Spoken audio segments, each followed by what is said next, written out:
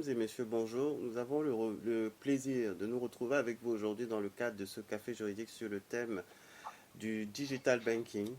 Alors pourquoi un café juridique sur le thème du digital banking?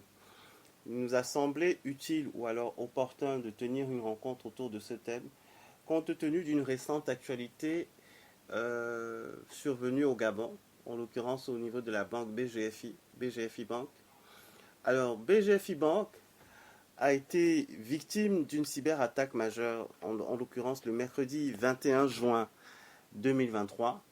La responsabilité de l'attaque a été revendiquée par un groupe criminel connu sous le nom de Bianlian. Cette infraction est caractérisée par une rançon de 55 bitcoins à date qui a été demandée au groupe BGFI Bank. C'est l'équivalent d'environ 1,5 million d'euros ou encore 998 millions de francs CFA. Une liste de fichiers détenus par le groupe de rançonneurs a été partagée sur certains canaux spécifiques pour démontrer la réussite de leur infraction, c'est-à-dire du piratage de la BGFI Bank.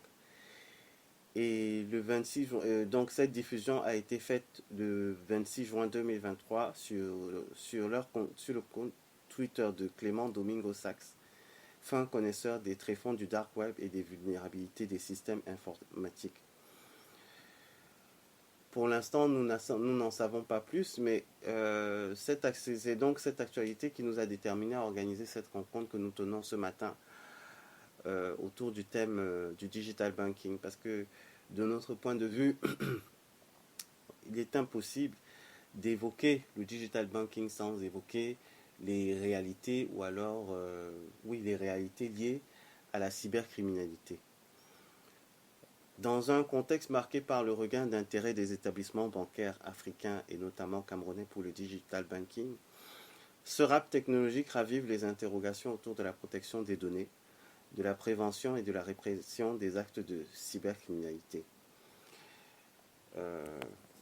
Après avoir ainsi planté le décor, pour ainsi dire, de cette rencontre, nous allons sans plus tarder embrayer avec la première préoccupation qui s'adresse à nos deux interlocuteurs, nos deux panélistes.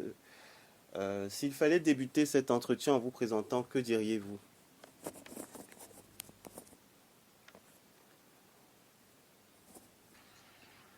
Honneur à Yves. Merci Franck.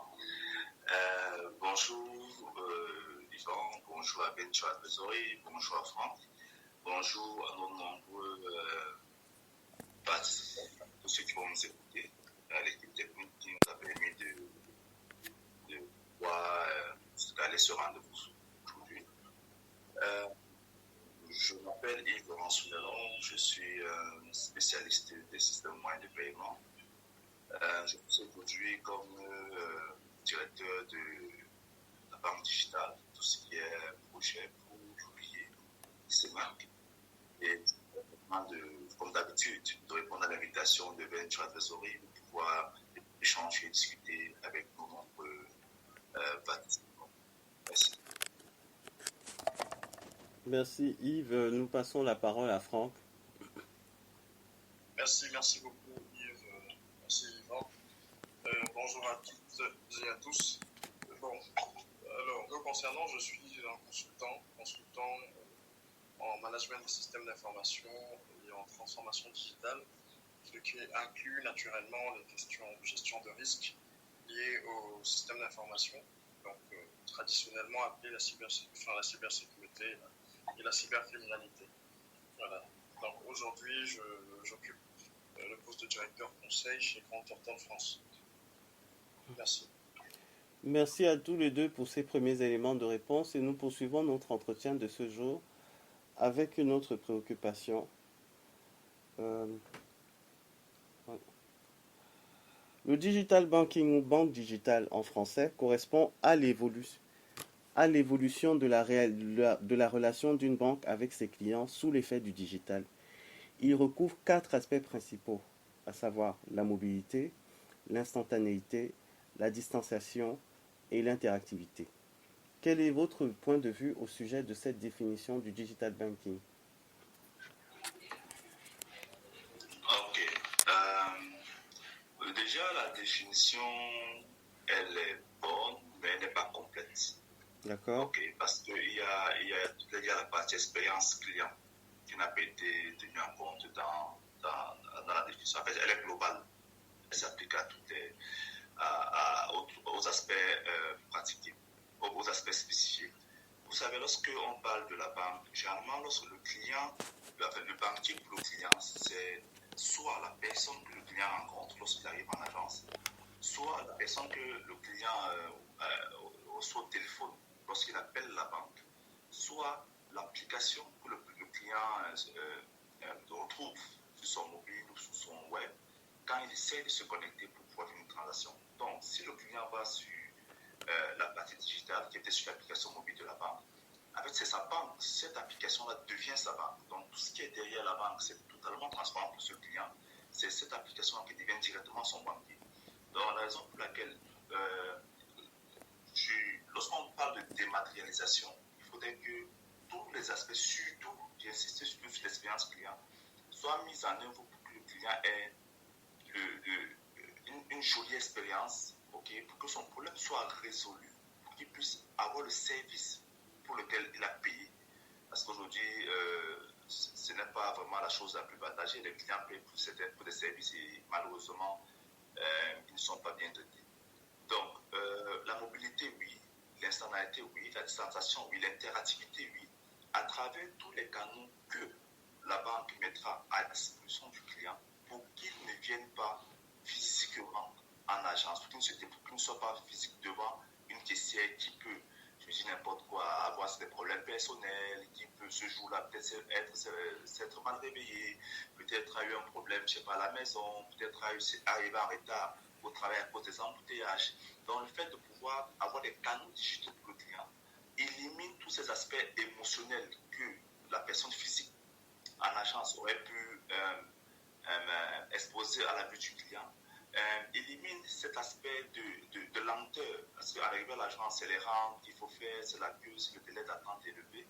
Élimine cet aspect de complexité dans le processus. En agence, il faut prendre un document, le signer, demander à notre personne de signer, faire les make-up check-up qui va avec. Et c'est assez lourd. Lourd, merci pour l'expression, lourd pour le client. Donc, pour ma part, si en quelques lignes, c'est-à-dire une ligne sur définir du digital banking, en fait, c'est la mise en place de tous les canaux, ok, dématérialiser les canaux digitaux qui passent soit à travers les applications mobiles, soit à travers les différents canaux comme les cartes, les accès web, tout ce qui va avec, pour pouvoir répondre aux problèmes, une problématique du client et de la meilleure manière qui soit. Donc, ce serait pour moi une phrase sur la définition de digital banking. Merci. Merci Yves et nous passons la parole à Franck. Merci beaucoup. J'ai vraiment bien apprécié l'intervention d'Yves qui effectivement vient compléter la définition initiale qui a été présentée dans la question. Et je ne vais pas donc revenir sur les éléments qu'il a pu relever. Je vais simplement rajouter un élément quand même fondamental. Qui dit digital banking aujourd'hui, oui, dit nouveaux usages vis-à-vis de sa clientèle, mais dit également gestion des risques émergents, de nouveaux risques. Tout à fait. Notamment le risque lié à l'image d'un établissement bancaire. Je prends un exemple pour être assez clair. Donc aujourd'hui, supposons que je sois une banque et que je mette à disposition, j'opère une transformation et je passe au modèle de banque digitale. Si nous sommes dans une économie où la plupart des banques ont opéré cette transformation-là, l'un des éléments qui va finalement impacter sur la rétention de notre clientèle, c'est la disponibilité en fait de ces services digitaux-là. Donc imaginons, pour prendre le contre-exemple de celui qu'a pris Yves, imaginons que je veuille opérer une opération depuis mon application mobile bancaire et que l'application soit indisponible pendant plusieurs heures. alors que je suis dans l'urgence. Et je suis dans l'incapacité de me rendre à l'agence parce que je ne suis peut-être pas dans la ville. Donc vous voyez que là, à partir d'un schéma comme celui-là, on peut, comment dirais-je, ressentir une grosse frustration vis-à-vis du service digital.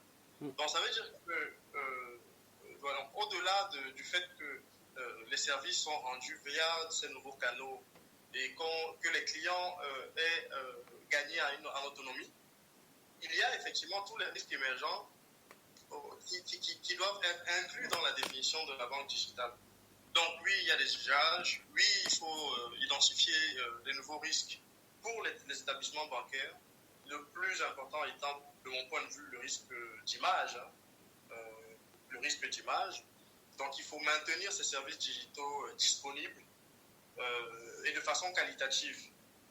Donc ça aussi, donc les risques émergents doivent être intégrés dans la définition digital banking pour ne pas passer à côté de ces éléments qui sont fondamentaux pour, pour l'économie bancaire. D'accord, merci. 3-0. Okay. Merci à tous les deux. Et nous poursuivons notre entretien ou alors notre échange de ce jour avec la préoccupation suivante. Avec le digital banking, il est possible de réaliser des opérations courantes à distance, c'est-à-dire virements, encaissements de chèques, etc. Bref, ce que vous avez tous les deux précédemment évoqué dans les éléments de réponse que vous venez de nous donner. Au-delà, c'est l'intégralité du parcours client qui est digitalisé, de la première expression de son besoin à la réalisation d'une opération ou à la souscription d'un nouveau service ou contrat. C'est-à-dire, par exemple, crédit en ligne, épargne, etc. La transmission numérique de tous les documents clients et la signature électronique en tout lieu de souscription font partie intégrante de ce processus. D'après vous, quelles sont les dispositions qui doivent être prises pour favoriser l'implémentation de cet aspect du digital banking?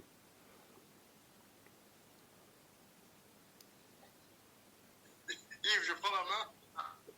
Oui, tu peux prendre la main forte. Ok, je vais tenter effectivement une réponse à cette question fort intéressante. Bon, je vais recentrer ma réponse dans le cadre de la CEMAC. D'accord. Voilà, dans un environnement qui nous concerne au plus près quand même. Bon, déjà, aujourd'hui, c'est vrai qu'il y a une dématérialisation qui est vraiment en marche, ça c'est indéniable. Il y a l'arrivée de nouveaux services bancaires, hein, comme tout ce qui est lié comment dirais-je, au paiement par monnaie électronique, donc soit par carte prépayée, soit par mobile money. Il y a un élément aujourd'hui qui, à mon sens, pourrait faire l'objet d'une évolution. Ce sont les délais. Et ça, c'est pas lié aux établissements bancaires, mais plutôt aux infrastructures centrales. Ce sont les délais, en fait, de certaines opérations, notamment les virements et les traitements de chèques. Bon, je m'explique. Aujourd'hui, Yves, va me corriger parce que tu es mieux placé que moi sur ce sujet. Aujourd'hui, les délais de traitement des virements sont de 24 heures, donc d'une banque à une autre, hein, c'est-à-dire quand on n'est pas dans la même banque. Et le délai de traitement des chèques sont de 48 heures quand on est dans deux banques différentes. Aujourd'hui, avec la dématérialisation, si on pousse la dématérialisation jusqu'au bout, c'est-à-dire que on optimise même la dématérialisation des actes qu'on fait aujourd'hui au niveau des agences, par exemple la remise de chèques, parce que vous savez qu'aujourd'hui il y a une évolution au niveau de tout ce qui est guichet automatique de billets, là, les GAB, ou les distributeurs automatiques de billets. Aujourd'hui, il y a des GAB aujourd'hui qui permettent de gérer la remise de chèques. C'est-à-dire qu'avec des technologies d'intelligence artificielle, donc de lecture automatique, ces guichets-là sont capables de lire les chèques que vous avez remis et sont capables de créditer, via des traitements, des processus internes à la banque, de créditer votre compte de la somme équivalente à celle du chèque. Okay? Bon. Aujourd'hui, on ne retrouve pas forcément, on ne retrouve pas forcément ce niveau de technologie au niveau des processus, par exemple, de remise de chèques. Mhm. Par ailleurs, on retrouve d'autres services. Par exemple, au niveau des GAB, aujourd'hui, on est capable de faire des retraits d'argent reçus par transfert mobile money. Oui, mais bon. Donc, ce que j'ai envie de dire, hein, en fait, c'est important pour ceux qui vont suivre cette capsule vidéo. D'accord. Parce qu'en fait, on a tendance généralement dans ces échanges à faire le parallèle entre les offres de services digitales qu'on a en Occident avec celles qu'on a en Afrique. Ce que je suis en train de écarter, c'est le fait de dire que ce n'est pas parce qu'aujourd'hui, dans des gaps qu'on a, par exemple, si je prends le cas du Cameroun, on n'est pas capable de faire des remises de chèques, qu'on n'a pas un niveau de maturité équivalent à celui de l'Occident. Ici en France, par exemple, il n'y a pas de mobile money. C'est-à-dire que je ne peux pas aller à un guichet, retirer de l'argent par mobile money, alors que je suis capable de le faire en Afrique. Mm-hmm. Voilà. Donc, est-ce qu'on peut valablement dire qu'il y a un retard? Mais si je prends seulement ce cas-là, donc le traitement les services offerts par les GAB, est-ce qu'on peut valablement dire qu'il y a un retard entre les deux géographies? Donc, point d'interrogation, je ne peux pas dire aujourd'hui oui, je ne peux pas dire non. C'est pas comparable. Ce que j'ai envie de dire, c'est que la banque digitale doit répondre aux services de la population et aux usages de la population locale. D'accord. Je ne veux pas faire une tentative de réponse en comparant deux régions. Donc, si je me base sur les usages qu'on a en Afrique centrale, aujourd'hui, la bancarisation a dépassé les 50%. Le taux de bancarisation a dépassé les 50%. Ça, c'est les personnes qui ont vraiment des comptes en banque. Mais on constate aujourd'hui, quand on regarde les statistiques, par exemple, du JIMA, qu'il y a un usage exponentiel des portefeuilles électroniques dans tout ce qui est mobile money. Et ça, c'est dans toute la sous-région. C'est dans toute la sous-région. Donc, ça veut dire qu'aujourd'hui, s'il y a des efforts à faire, on a bien compris que la population ne veut pas se bancariser. C'est juste qu'il faut adapter les services à ses usages. Aujourd'hui, on voit bien que le mobile banking, le mobile money a un essor considérable.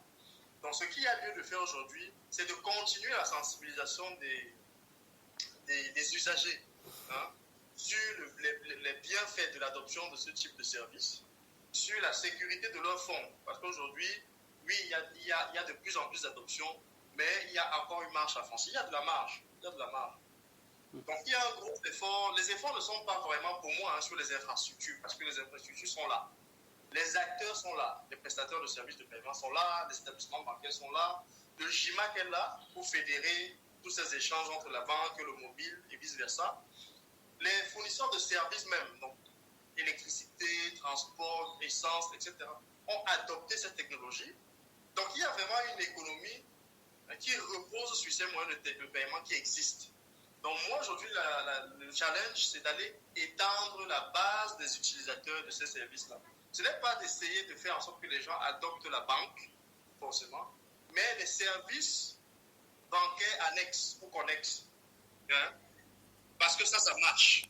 Donc il y a un gros effort d'éducation, de sensibilisation à faire. Il y a un effort à faire sur la stabilité des services qui sont offerts, la qualité et la stabilité des services qui sont offerts. Et le dernier point pour moi, c'est qu'aujourd'hui, ces services-là sont quand même taxés à l'émission et à la réception. Bon, il faut vraiment une surveillance de cette politique fiscale des transactions pour ne pas obérer la dynamique d'accroissement de l'adoption. Ok, c'est noté. Merci Franck. Tout à l'heure, quand je voulais prendre la parole, c'était pour vraiment préciser le contexte par rapport au contexte africain, notamment camerounais.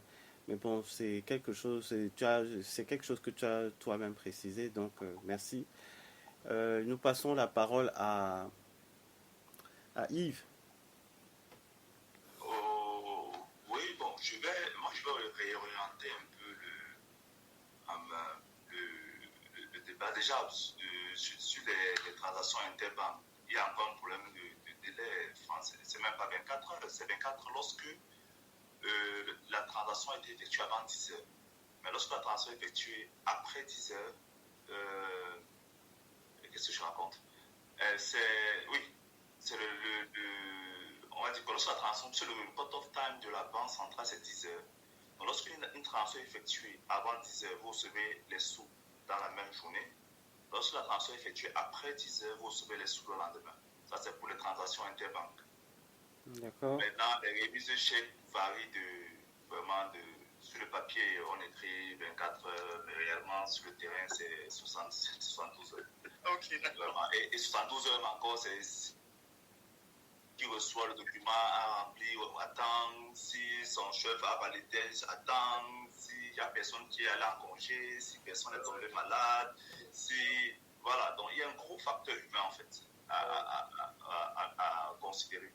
Donc, bon, je vais peut-être faire un petit tacle, pas un carton ou une petite faute au niveau de la Banque centrale qui, je pense, devrait déjà, je vais dire, je ne sais pas si l'expression c'est mettre à jour ce processus-là ou alors il y a un upgrade qui doit être fait. Vraiment, donc ça paraît une infrastructure. Il y a un upgrade qui doit être fait parce que pour ma part, vraiment aujourd'hui, notre réglementation en ce moment impose le papier et la signature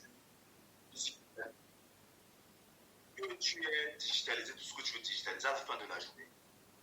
Lorsque les gars débarquent et te demandent les différentes preuves, on veut le papier et on veut la signature ou le cachet sur ce papier-là. Donc, ne dis pas qu'on veut le papier scanné. Non.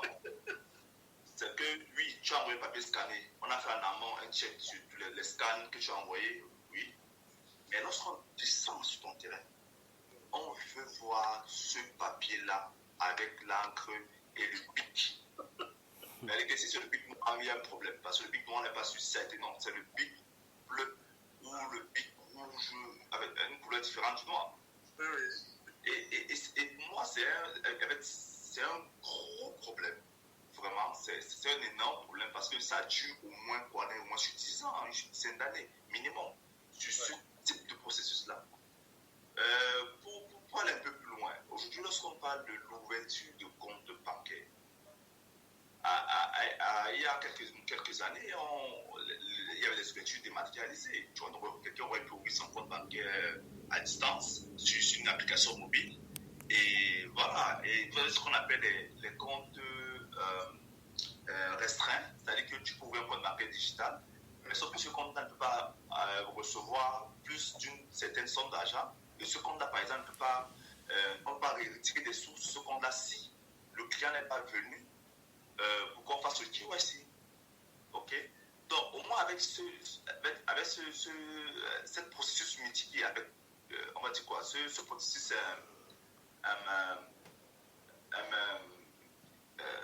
ce petit workaround là, il y a quand même, ça résolvait 2 ou 3 soucis. Tu aurais pu avoir un partenaire avec lequel tu dis, il te demande ton compte bancaire, rapidement là tu ouvres un compte bancaire là, et le gars peut quand même t'envoyer 100 000, 200 000 dans ton compte tranquille. Tu as clos la transaction, et le jour où tu veux retirer des sous, tu peux revenir en agence pour faire ton KYC et pour retirer des sous. Donc, aujourd'hui, avec la mise en place on a eu une réglementation sur ce qu'on appelle la CIP, la centrale d'incident de paiement, que la Banque centrale est en train de mettre en place. C'est vrai que ça dure depuis ce projet-là, ça fait au moins 5-6 ans que la Banque centrale a initié ce projet-là. Les banques n'avaient pas réellement suivi, mais la Banque centrale est venue taper fort sur la table pour imposer ce processus-là à toutes les banques. Le but est louable. Vraiment, c'est le but de ce projet-là. C'est important d'avoir cette plateforme. Pourquoi? C'est important. À quoi c'est la centrale de paiement? En fait, ça sert à centraliser toutes les informations de toutes les banques se trouvant dans l'Afrique centrale. Là, on parle de la CEMAC. Ouais. Pour qu'aujourd'hui, quelqu'un qui a un compte bancaire, je dis n'importe quoi, dans une banque au Cameroun, ne puisse pas être débiteur là-bas ou après un crédit là-bas et disparaît, va au Congo-Brazzaville, ouvre un autre compte là-bas et demander de crédit là-bas. Il y a beaucoup de nos confrères qui faisaient qui s'adonnent à ce genre de jeu et qui pourraient vous rendre compte qu'il y a ces partenaires, ces confrères, ont des crédits dans quasiment tous les pays. On n'arrive pas à les tracer parce que les différentes données des banques sont disparates. Donc, c'est la raison pour laquelle Banque centrale décide donc de fédérer toutes les données des différentes banques, que chaque client, à la fin de ce projet-là, chaque client de l'Afrique centrale sera identifié de manière unique. C'est-à-dire que tu as un compte bancaire au Cameroun, dans une banque camerounaise, ou tu as un compte bancaire dans une banque tchadienne, tu as un seul identifiant qui unifie tous tes différents comptes que tu as dans la CEMAC. Donc, à ce moment-là, tu ne pourras plus jongler, tu ne pourras plus faire du faux. Donc, dans le projet de loi, cependant, la mise en place de ce projet-là demande aux clients ou aux différentes banques d'avoir des plateformes physiques où le client devra venir physiquement, remplir le formulaire, faire la signature, mettre ses empreintes digitales, mettre, vous appelez quoi, le screening. Il y a un appareil là pour prendre le faciès, c'est-à-dire que le faciès avec pardon, Franck? Les empreintes. Ah, voilà, les empreintes. Et ce processus-là impose aux clients de venir physiquement sur place le faire.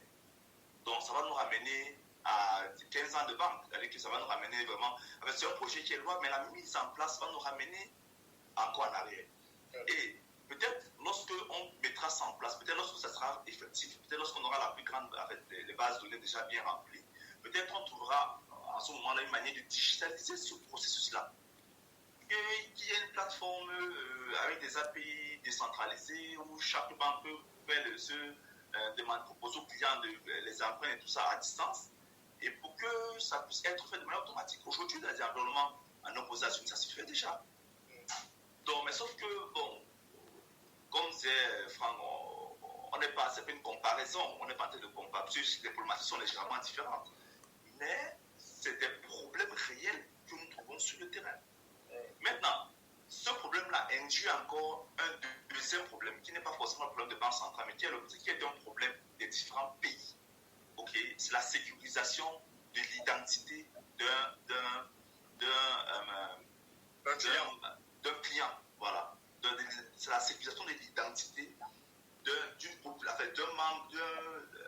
d'un client qui se trouve dans un pays. Mais là, c'est plus géré au niveau de banque centrale. C'est chaque pays qui a sa plateforme en place, qui doit mettre sa plateforme en place pour pouvoir gérer l'identité. Aujourd'hui, je prends l'exemple notre voisin du Nigeria. Okay? Il y a une plateforme centralisée. Okay? Ils ont ce qu'ils appellent le BVN. Le BVN, en fait, c'est une plateforme qui identifie un client de manière unique. C'est-à-dire que lorsque on prend ton BVN là, c'est un peu comme ton numéro de carte d'identité. Lorsqu'on le tape quelque part, on jette toutes les. Si je prends le cas du Cameroun, c'est comme si aujourd'hui, au niveau de la DGSN, la Direction Générale de la Sécurité Nationale au Cameroun, on avait une plateforme où un partenaire, que ce soit une banque, une microfinance ou un partenaire, peut aller ouvrir la plateforme avec ton identifiant et reçoit les informations tout concernant. Dit que tu es tel, et peut effectivement, avec ces informations-là, savoir qui tu es et te permettre d'avoir un type de service. Avec cette plateforme-là, avec cette dématérialisation-là, on peut augmenter l'acceptation de différents types de produits ou de services au niveau des clients. Donc, maintenant, puisque nous, la CEMAC, c'est 6 pays, il faudrait donc qu'il y ait une sorte de, un peu comme le passeport, notre fameux passeport biométrique de la CEMAC, qui est une sorte de centralisation des différentes identités de chaque population, de chaque pays. Et ça, c'est encore un projet énorme. Je ne sais pas dans combien d'années ça pourra être mis en place. C'est assez complexe. Mais pour ma part, c'est que le but de la question, c'est de savoir comment pouvons-nous quitter du papier au digital. Aujourd'hui, c'est encore très, très compliqué. Vraiment, c'est extrêmement compliqué à cause de la réglementation qui t'impose d'avoir un papier. Vraiment, il te faut le papier, un bic, signé, cacheté. Lorsque une institution veut faire un virement bancaire, il faut que l'institution envoie sur papier en tête l'ordre de virement cacheté et signé par les autorités. Mais c'est incroyable. Et pourtant, à l'institution, on peut proposer une plateforme à l'institution pour avoir les meilleurs checkers directement à leur niveau pour pouvoir faire ce développement-là. Mais après, on vous dit qu'ok, les personnes habilitées, c'est le directeur financier et peut-être je dis n'importe quoi, le directeur du contrôle. Et après, quelqu'un te dit non, quelqu'un a pris les accès du directeur financier pour pouvoir faire la transaction, le directeur du contrôle n'était pas là, quelqu'un a utilisé ses accès pour faire une transaction frauduleuse. Donc, ça, tout le monde voudrait que ce soit sur le papier et tout le monde met sa signature, on confirme qu'effectivement c'est la personne. Donc, c'est possible de le faire, c'est possible de dématérialiser tout ça, mais il faudrait qu'il y ait une sorte de consensus. Il y a l'aspect risque, et peut-être on en parlera plus en profondeur dans notre entretien. Il y a l'aspect risque qu'il faut prendre en compte et comment mitiger ce risque-là. Donc, c'est un peu ma contribution pour cette question, Yvan. Non, mais merci beaucoup, Yves. Yvan, Oui. Tu vois ce qu'a dit Yves. Il y a des éléments vraiment sur lesquels j'aimerais rebondir pour te démontrer que, oui, la technologie existe, mais effectivement, il y a beaucoup d'éléments d'infrastructure qui doivent être mis en place. Tout à l'heure, par exemple, Yvan disait, aujourd'hui, tu vois, avec la biométrie, on peut clairement vérifier que c'est Franck qui a ouvert le compte, c'est Franck qui peut se connecter à son compte et tout. Le problème, en fait, c'est que, oui, la technologie, elle existe, elle ne coûte même plus cher, hein, elle ne coûte plus grand-chose. Mais, si je prends le cas du Cameroun, par exemple, on n'a pas de loi, on n'a pas de cadre juridique sur la protection des données à caractère personnel. Quand j'implémente une technologie qui va collecter l'image faciale d'une personne ou son empreinte digitale, au regard des bonnes pratiques aujourd'hui de protection des personnes, des libertés individuelles, il faudrait avoir mis en place au sein du pays une loi qui protège l'utilisation des personnes vis-à-vis de l'utilisation de leurs données, notamment l'image, les photos, les empreintes digitales et autres. Si je prends le cas du Cameroun, ça n'existe pas du tout. Du tout, mais du tout. Ça veut dire qu'aujourd'hui, on n'empêche pas aux autres établissements de le faire. Hein. Ça veut dire qu'on peut le faire. Je vais te couper un peu. C'est pas qu'au Cameroun, c'est dans la CEMAC, ça n'existe pas du tout. Ça n'existe pas dans la CEMAC. Voilà. Pas cette loi-là. Voilà. Donc, tu vois qu'il y a déjà une limite. Hein. Il n'y a pas d'infrastructure juridique qui protège les personnes. Donc, la technologie existe, mais si on l'implémente, c'est compliqué. Enfin, c'est compliqué. Tu as parlé de la signature électronique. Si on veut pousser de la dématérialisation et permettre aux gens d'ouvrir des comptes à distance aujourd'hui, de signer électroniquement, il y a des lois. Il y a une loi sur la cybersécurité au Cameroun dans laquelle on te parle de la signature électronique. Et c'est pas implémenté. C'est pas implémenté. Le troisième élément, si on dit qu'on veut vraiment digitaliser, hein, ça veut dire qu'il faut Internet. Il faut avoir accès à Internet de qualité. Aujourd'hui, les infrastructures Internet, je suis désolé, il y a encore eu quelques semaines, il y avait du remous parce que la qualité d'Internet et le prix d'Internet ne conviennent pas, hein, ne sont pas en phase alignée avec les revenus des ménages. C'est toujours d'actualité, hein. C'est toujours d'actualité. Voilà. Et ça, c'est vrai, j'étais à Kinshasa encore en juin, mais le coût d'accès à Internet, c'est... Je veux dire, même la disponibilité d'Internet au-delà de la capitale Kinshasa. Et la disponibilité d'Internet aujourd'hui n'est pas encore garantie. Le territoire est tellement grand que... Bon, là, on n'est pas en Afrique centrale, mais le territoire est tellement grand que pour le couvrir, il faut une véritable stratégie de développement numérique. Donc, en fait, ce que je suis en train de vouloir souligner par rapport à ce que disait Yves, c'est qu'il y a des technologies qui existent, il y a des infrastructures, notamment juridiques, qui n'existent pas encore. Tout à l'heure, il parlait de tous ces processus, ces procédures manuelles imposées par les autorités centrales. Mais ce sont des freins énormes, hein, au progrès de services bancaires. Donc la question est de savoir qu'est-ce qui bloque véritablement. Est-ce qu'il y a une réelle volonté? Moi, je n'arrive pas aujourd'hui, je n'ai pas les réponses. Hein. Je ne peux pas te dire aujourd'hui pourquoi est-ce que quand je vais ouvrir mon compte, on me demande de dessiner mon plan de localisation sur un papier A4, alors que je peux simplement prendre ma géolocalisation et imprimer le document. Non, aujourd'hui, je ne peux pas te répondre. Bon, merci à tous les deux pour vos éléments de réponse à ces préoccupations-là. Et nous allons poursuivre notre entretien avec la préoccupation suivante. Diriez-vous que le digital permet une plus grande personnalisation de l'offre, que ce soit au niveau de la composition des produits et services bancaires, de la tarification et du choix du canal relationnel ou du choix du canal relationnel? Ok. Bon, je ne dirais pas à 100% aujourd'hui, parce qu'on a encore beaucoup de choses à faire. Mais, ouais, mais on a quand même en train d'avancer. On est en train d'avancer. Pourquoi? Parce que lorsque on regarde aujourd'hui les différents canaux, vous savez, la population est segmentée. Et chaque segment a un besoin spécifique. Je vais prendre un peu dans le domaine du digital en Afrique centrale. Aujourd'hui, nous avons des clients qui sont très à l'aise lorsqu'ils doivent utiliser, je dis n'importe quoi, notre application Léo. Là, je ne vais pas faire la publicité.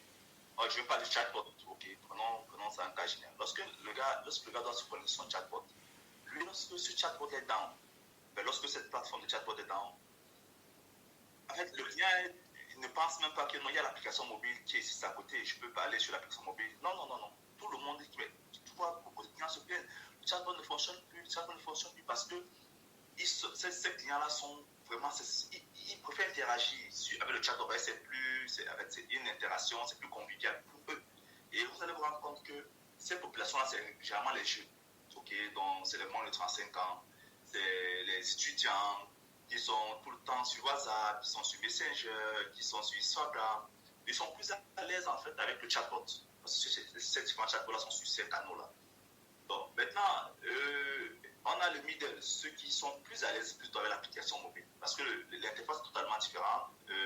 L'expérience aussi est totalement différente. L'application mobile, tout est stable. Lorsqu'on tu te connectes, tu vois tout sur place. Tu peux aller dans les onglets, tu regardes.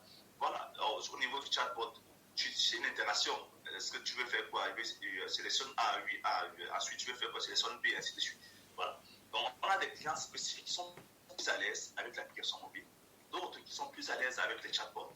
Et encore les troisièmes, eux, tant que ce n'est pas le web, ils ne sont pas sur l'ordinateur portable. Vraiment, tu les amènes sur l'application, ils ne sont pas là. Eux, une transaction.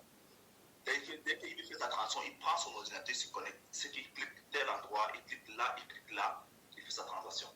Tu dis que non, en plus de l'ordinateur là, non, tu peux avoir l'application mobile, il n'est pas du tout avec toi. Donc aujourd'hui, dans tous les services les services digitaux fournis aujourd'hui de par le monde, il y a cette segmentation-là. Maintenant, là, c'est la base que nous avons déjà là, mais on peut aller un peu plus loin.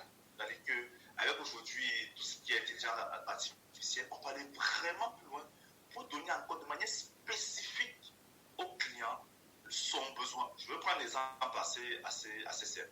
Les besoins sur des limites. Aujourd'hui, lorsque vous allez ouvrir un compte bancaire, on vous donne une carte bancaire liée à votre compte. La plupart du temps, on ne vous dit même pas quelles sont vos limites. Toi, les temps clients, tu ne sais pas quelles sont tes limites. Tous les jours, tu vas au distributeur, tu lui dis n'importe quoi, 200 000, 300 000, et ça va. Un jour, tu as besoin de retirer 600 000. Tu te rends compte que ta limite, c'est 500 000. On ne t'a jamais expliqué pourquoi ta limite, c'est 500 000. On ne t'a jamais dit pour quelle raison on a mis ici ou ça. On ne t'a jamais dit pour que tu augmentes ta limite, voici le processus. Mais lorsque tu arrives, tu veux retirer, tu prends ta carte, tu mets dans le guichet, tu tapes 600 000. La carte te dit qu'il y a erreur, te donne un message d'erreur sur le guichet automatique. Pour toi, le client, ça ne marche pas. Et pourtant, le fournisseur de ce service bancaire-là ne t'a pas expliqué pour quelle raison tu dois faire X ou Y. Avec l'intelligence artificielle aujourd'hui, on peut déjà déterminer, prédire, dire ok, parce que ce client a l'habitude de faire des transactions, il dit n'importe quoi de 400 000 ou 450, lui dit que non, ta limite c'est 500 000 et tu peux aller au-delà. Et pour aller au-delà, voilà ce que tu dois faire. Peut-être je dis n'importe quoi.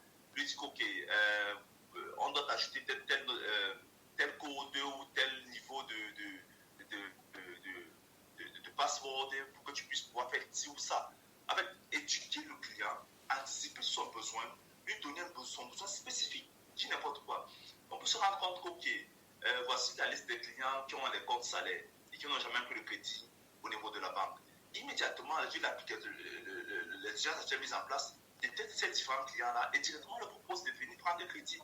sans qu'il y ait une interaction, que l'humain, au niveau de l'humain, aille télécharger les rapports sur fichier Excel ou sur Power BI, commencer à cliquer pour extraire les clients qui peuvent faire ci, extraire les clients qui peuvent faire ça, ainsi de suite. On peut mettre des règles en place et pouvoir vraiment donner de manière vraiment spécifique à un client besoin particulier. On peut savoir qu'aujourd'hui, les différentes personnes qui ont des salariés, ils ont forcément des enfants, on a vu dans nos fichiers, ainsi de suite. Il y a des crédits scolaires qui doivent arriver en septembre là, pour la rentrée scolaire, directement spécifique que celui-ci peut avoir besoin du crédit, celui-ci peut avoir besoin du crédit, ainsi de suite. Et proposer vraiment de manière individuelle. Là, on est plus sur la segmentation générale, mais de manière individuelle à chaque client pour son besoin, un service particulier. Merci Yves et nous passons la parole à Franck.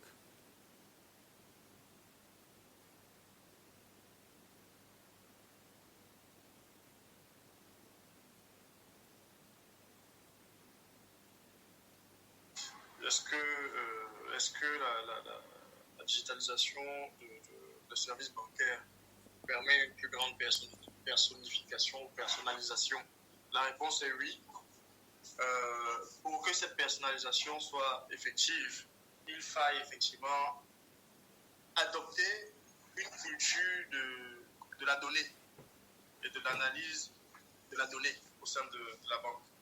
Vous savez, les banques en fait sont principalement génératrices de flux de données, des flux de transactions, des flux de paiement, des flux enfin, vraiment, il n'y a que des flux. Les profils utilisateurs, les données de risque, les données économiques. Et une banque qui adopte une philosophie de je vais développer des services basés sur les données que j'ai, mais pas juste, comme disait effectivement Yves, pas juste avoir des données dans son tableau et faire ses filtres et dire non, mais vraiment basé sur les données que l'on a. On va déployer des technologies qui vont nous permettre de mener des analyses, d'abord des analyses empiriques, donc sur les comportements historiques de nos clients, et en fonction de cela, réfléchir sur les services, même des nouveaux produits qu'on peut créer. Donc, oui, enfin, je ne vais pas redévelopper ce qu'a dit Yves, on le sait, la dématérialisation de l'activité bancaire, ça c'est vrai pour la banque comme les autres industries, permet de mieux capter les données, de mieux structurer les données, et sur la base de ces données-là, de déployer de vraies analyses pour à la fin aboutir sur de nouveaux produits, de nouveaux services, de nouveaux parcours pour les clients. Voilà. Merci à tous les deux pour ces éléments de réponse et nous poursuivons avec la préoccupation suivante. Digital banking et cybersécurité, quel lien établissez-vous entre ces deux éléments? En fait, s'il nous a semblé utile d'évoquer cette préoccupation, c'est toujours en nous inspirant du cas pratique de base, c'est-à-dire l'incident au niveau de BGFI Banque Gabon. Parce que cette cyberattaque dont cette banque a été victime soulève de notre point de vue, et qui est un point de vue largement partagé, la question de la sécurité des systèmes d'information, notamment au niveau des banques. Parce que une certaine partie de l'opinion des professionnels, que ce soit de la finance et même du droit, évoque l'hypothèse selon laquelle lorsque une banque n'est pas capable de garantir la sécurité de ses systèmes d'information au point que d'être victime d'une attaque comme ça a été le cas pour BGFI Banque Gabon malheureusement, les usagers de cette banque dont les données et l'argent ont été détournés par les cybercriminels peuvent se retourner contre leur banquier, l'attaquer sur la base de sa défaillance.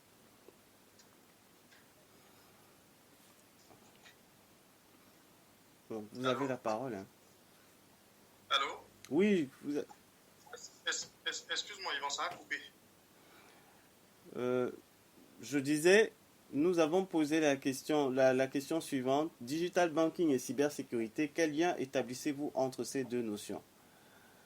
Et je disais que il nous a semblé utile d'évoquer cette préoccupation parce que de l'avis de certains experts, que ce soit des experts dans le domaine bancaire, dans le domaine de la finance, ou même dans le domaine du droit et autres, ils évoquent l'hypothèse selon laquelle lorsque un établissement bancaire n'est pas capable de garantir à ses usagers la sécurité de ces systèmes d'information, ceux-ci, lorsque un incident se produit, comme ça a été le cas malheureusement dernièrement pour BGFI Bank Gabon, les usagers de la banque peuvent se retourner contre leur banquier et l'attaquer en invoquant sa défaillance à assurer la sécurité de leurs données, la sécurité de leur argent. Oui. Déjà, ce qu'il faut dire, c'est que alors, le risque lié à la sécurité du système d'information, c'est pas un risque nouveau.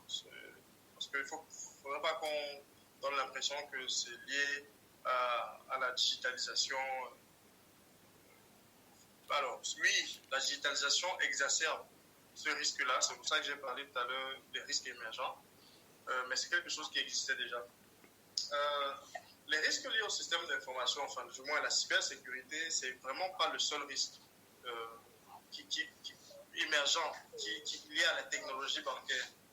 On a même les risques les risques de fraude, les risques de fraude interne dans les systèmes, qui sont des risques qui existaient déjà, qu'aujourd'hui on va pas forcément inclure dans la cybersécurité, parce que ça ne vient pas forcément.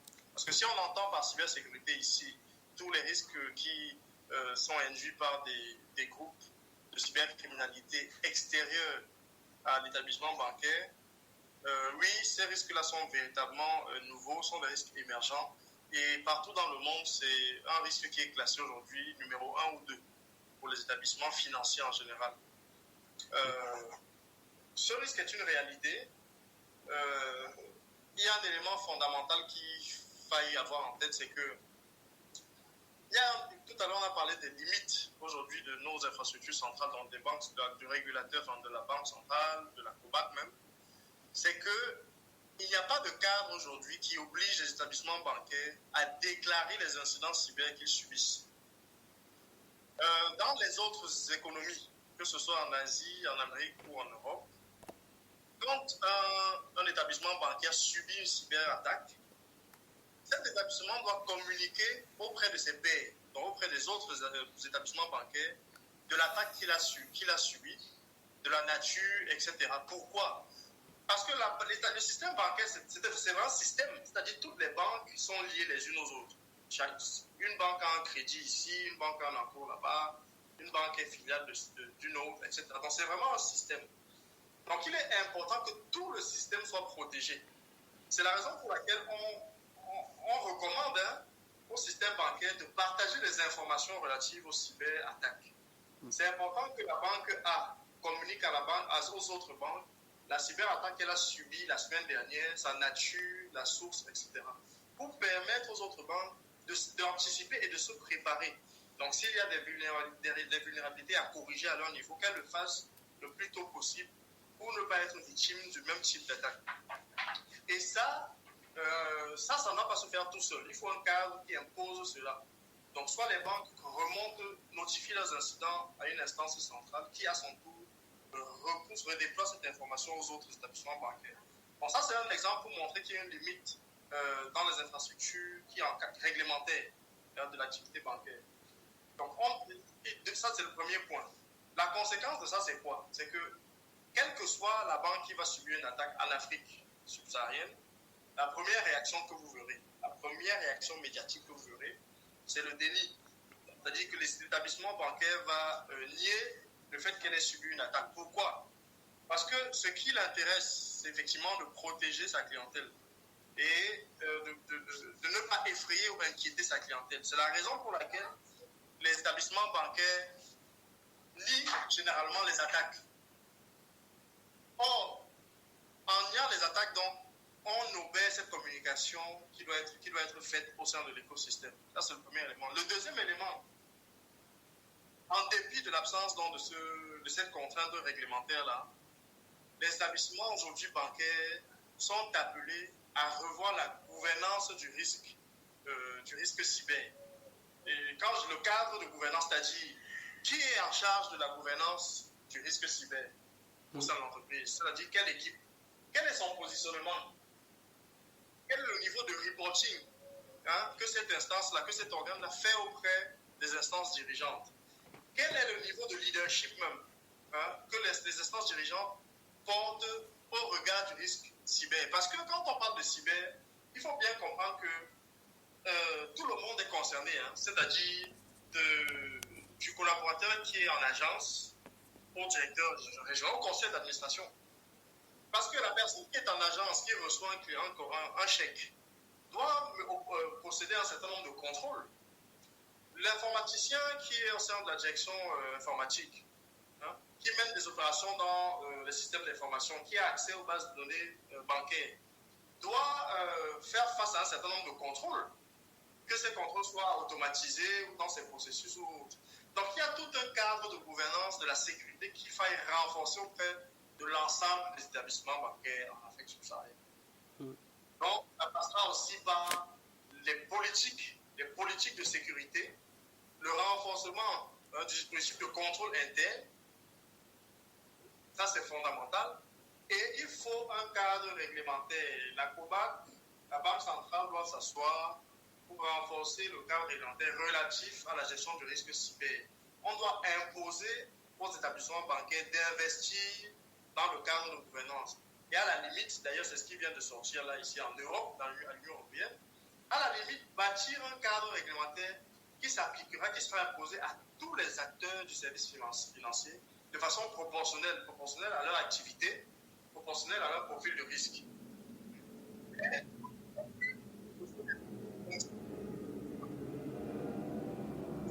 Sur cette question de gestion de risque liée au système d'information,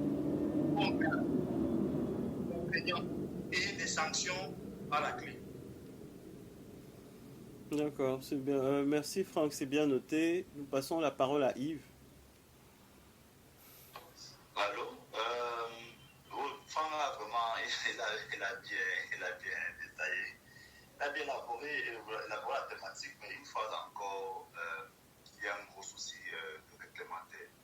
Ok, si on va parler des différents pirates, vous promettez que l'Afrique centrale, il ne peut pas se passer une année sans qu'une banque ne fasse l'objet de pirates. Et comme Franck l'a dit, aucune banque ne vous dira jamais j'ai été victime de ci ou de ça. Parce que dès que vous connaissez, nous sommes africains, dès qu'on entend que l'argent risque d'aller, tout le monde va se rouiller vers la banque pour retirer ses sous. Et la banque va faire faillite. Donc, c'est pas personne, aucune banque ne va confirmer, c'est pas possible ça. Et même en information interbancaire, jamais, absolument jamais, une banque n'informerait une autre banque qu'elle était victime de ci ou de ça. Ce serait une opportunité pour celle-là. Elle est concurrente de manière classique. Et pourtant, moi, je n'ai pas cette vision-là. Moi, je ne pense pas qu'une banque qui s'est concurrente une banque Y. Moi, je pense qu'on est tous des partenaires. Franck l'a expliqué, c'est un système bancaire. Dans le système, chaque personne a un rôle à jouer. On est dans un écosystème. Et si l'écosystème est défaillant, si une banque est défaillante, c'est l'écosystème qui est menacé. Mais côté réglementaire, il n'y a pas de règlement sur la protection des données caractère personnel des clients. Mais il y a quand même une réglementation qui parle de l'information des banques centrales sur les différentes attaques qui ont subies par les institutions bancaires. Les différentes attaques subies par les institutions bancaires. Donc, et ce qui est certain, c'est que lorsque les banques centrales viendront, il y a des audits que la COBAC fait quasiment chaque année. Dans les différentes audits, vous allez aussi, ça va se retrouver. Il suffit de venir faire un petit audit, un audit là, même si la banque peut cacher comment, on saura forcément qu'il y a quelque chose qui s'est passé. on verra des flux qui ont été, distraits, en fait, ça va remonter au niveau de ces audits-là. Maintenant, il y a,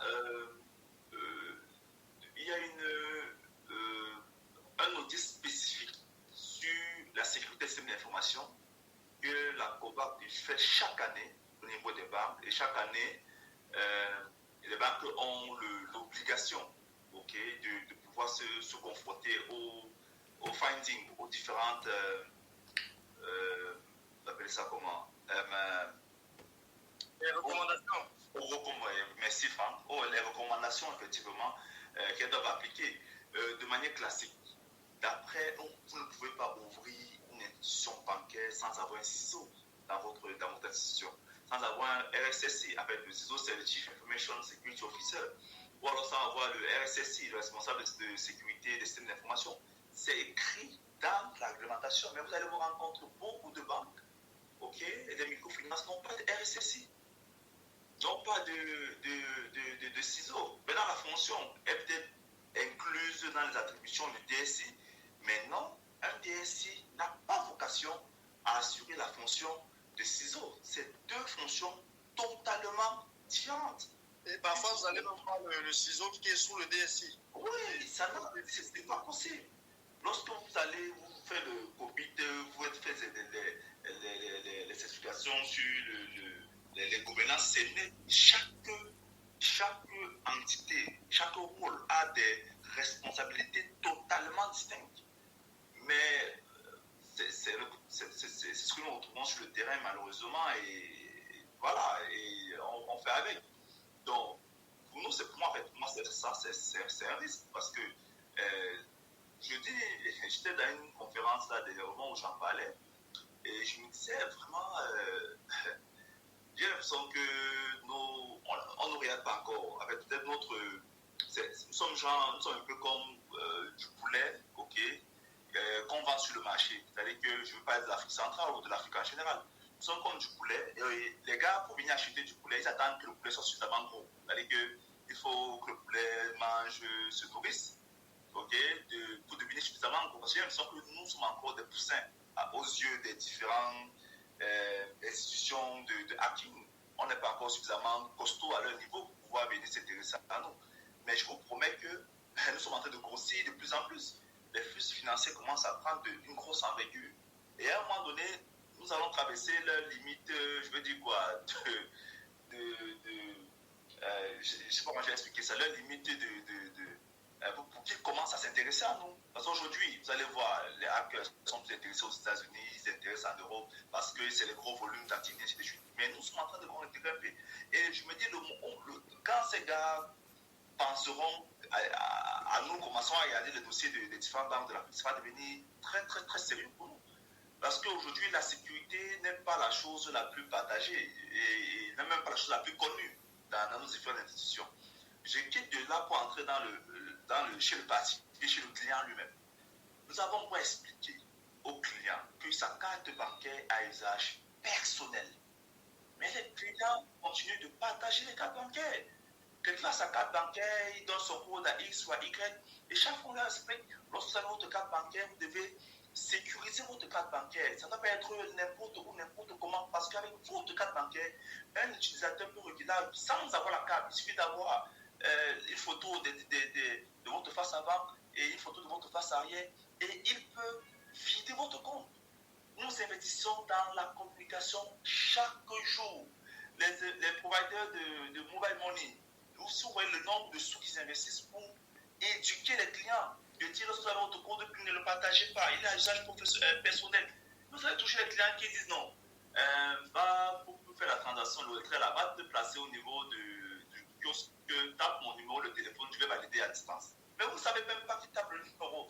Vous ne savez pas, je vous assure, dans des différents, pas nos petits hackers que nous avons dans nos petits pays là, c'est même pas du hacking, c'est du phishing la plupart du temps qu'ils utilisent pour ils vont appeler là, oui, je suis ton oncle, ou j'ai fait l'erreur, je t'ai envoyé 100 000, pardon, renvoie-moi ça. Ça, c'est zéro. Lorsque les vrais gars commencent à s'intéresser à nous, mais je vous promets qu'on risque de se faire de sérieux ennuis par rapport à ça. Donc, pour ma part, on ne peut pas parler de digital banking sans parler de cybersécurité. C'est pas vraiment ces deux. Et vous avez, au départ, Franck l'a bien spécifié dans la définition du digital banking, que dans cette définition-là, on devait ajouter la partie sécurisée dans la définition. Parce que c'est essentiel. Tout ce qu'on fait, toute cette dématérialisation, cette instantanéité, cette itération, cette distanciation va avec la sécurité. Parce que s'il n'y a pas de sécurité à côté, mais tout ce qu'on fait, vraiment, on expose tous nos clients. Il est bien beau de pouvoir faire des transactions en ligne de sa maison, sur son lit ou devant sa télé, mais si cette transaction n'est pas sécurisée, on verra que tous les comptes bancaires seront totalement vidés. Donc, pour ma part, en résumé, il y a la partie éducation, déjà, des clients finaux, des clients particuliers, éducation des clients moraux, on va dire les entreprises, éducation des institutions bancaires d'abord, et ensuite des institutions étatiques, des institutions réglementaires. Sur cette mise en place-là, aujourd'hui, au Cameroun, vous ne pouvez pas faire un an sans avoir l'audit de l'ANTIC, qui est l'organe étatique responsable de circuler ces informations dans le pays. Vous avez l'audit de la COBAC qui arrive aussi pour les institutions financières et j'en passe. Mais moi, je trouve que ce n'est pas suffisamment. Moi, c'est un bon début. Mais il faudrait qu'on accentue encore, qu'on crée des organisations vraiment qui vont faire la chicotte derrière les institutions bancaires pour pouvoir se rassurer que les clients sont effectivement protégés. Nous, qui sommes, on va dire quoi, des technico-commerciaux, ok? Généralement, on s'entend pas avec les équipes support. Quand on parle de support de l'entreprise, c'est l'équipe de contrôle interne, l'équipe de l'audit, l'équipe de la conformité, l'équipe du risque. Pour nous, généralement, lorsqu'on veut avancer avec un nouveau projet, ces quatre fonctions-là nous bloquent généralement. Nous disons non, c'est pas sécurité, c'est pas réglementaire, ce n'est pas. Nous sommes des avançants, nous voulons marquer des buts. Eux, ils sont les défenseurs qui doivent se rassurer que nous encaissons aucun but. Mais c'est important d'avoir dans une équipe des avançantes et des défenseurs. C'est extrêmement important. Et c'est pour ça qu'il y a des règles qu'il faut mettre en place pour encadrer le jeu. Donc, pour ma part, vraiment, c'est important d'insister sur cette notion-là. Dieu merci, je vois déjà des institutions, des écoles spécialisées en cybersécurité qu'on est en train d'ouvrir. Je vois déjà des cabinets spécialisés en cybersécurité qui sont en train de se mettre en place, mais c'est non pas pignon sur rue. Aujourd'hui, ce sont les Big Four qui ont, ça c'est une virgule, vraiment les Big Four qui ont pignon sur rue sur tout ce qui est audit des systèmes d'information. Mais moi, je trouve que ces Big Four-là, ils sont avec moi, tout ce qui est audit audit financier, audit IT, ça c'est leur domaine, ils font ça depuis des dizaines, voire une centaine d'années. Mais la notion de la cybersécurité, ces Big Four-là, je trouve qu'ils sont encore en train de prendre la main dessus, parce qu'ils ne sont pas réellement encore spécialisés là-dessus. Et je pense qu'il faudrait vraiment des institutions dédiées qui ne font que ça au jour le jour pour pouvoir aider les différentes institutions que j'ai citées précédemment à pouvoir sécuriser les différents systèmes d'information. Donc ça, c'était un peu ma contribution sur ce point. Merci, Yvan. Merci à tous les deux. Il est 11h30. Il nous reste 5 questions à évoquer. Nous espérons pouvoir le faire avec le temps qui nous est imparti. Alors, la préoccupation suivante. Les 5 processus ci-dessous sont souvent présentés comme étant les piliers de la cybersécurité, à savoir pilier 1, Identify, pilier 2, Protect, pilier 3, Detect, pilier 4, Respond et pilier 5, Recover. Partagez-vous ce point de vue, c'est-à-dire, est-ce que vous êtes d'accord avec... est-ce que pour vous également ces 5 piliers, c'est-à-dire Identify, Protect, Detect, Respond et Recover, sont effectivement les 5 piliers sur lesquels repose la cybersécurité?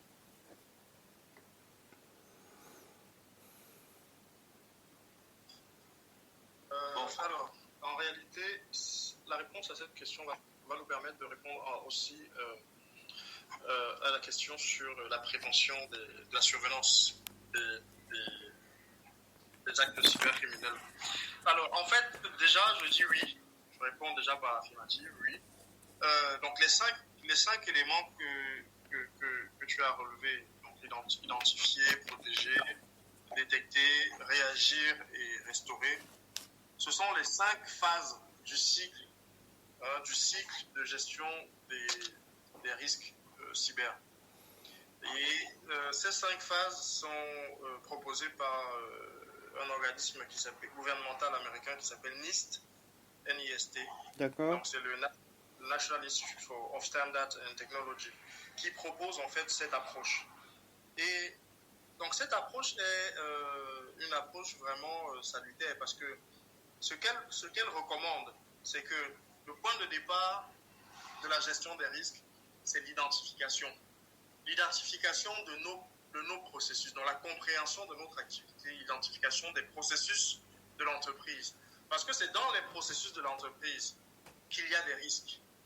Et quand je dis processus de l'entreprise, c'est les processus métiers et les processus aussi informatiques.